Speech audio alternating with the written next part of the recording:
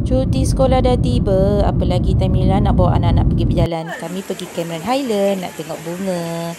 Tengoklah pemandangan rumah ni. Kami stay di homestay Emerald Avenue. So dekat sini kami nak bawa anak-anak tengok alpaka. Alpaka ni dekat Kepang, so tak jauh je dengan kami punya homestay Emerald Avenue. Untuk tengok alpaka, kalau dekat atas ni just tengok free je. Cuma korang kena beli, dia beli makanan satu ikan RM5 lah. Jadi kalau dah beli makanan tu, korang dah boleh bagi makan ke alpaka ni lah. Tapi kalau korang tak nak keluarkan duit untuk tengok alpaka ni, korang pergi tengok dekat punya pasar. Dekat pasar ada alpaka, tapi memang tak boleh nak bagi makan, kena belilah satu ikat RM5. Tapi kalau just nak tengok je, tak perlu bayar. Tapi kalau korang nak yang berbayar pun ada juga. Dekat belah bawah tu dia ada kandang kambing lah.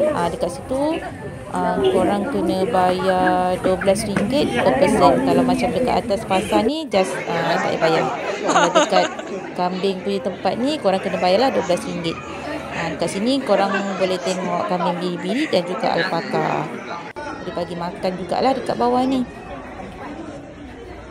Diorang punya alpaka memang cantik-cantik dan tak ada meludah-ludah ya. Malam kita orang jalan kaki ronda-ronda kat Central Night Market.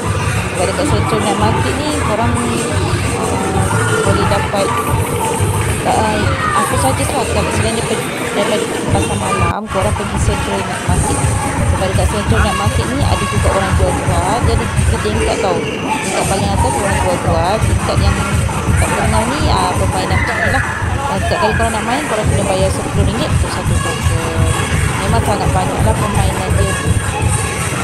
Yang belah tingkat bawah pun ada kedai makan. Korang boleh makanlah ikan bakar, steam, tom yum, semua ada dekat belah bawah.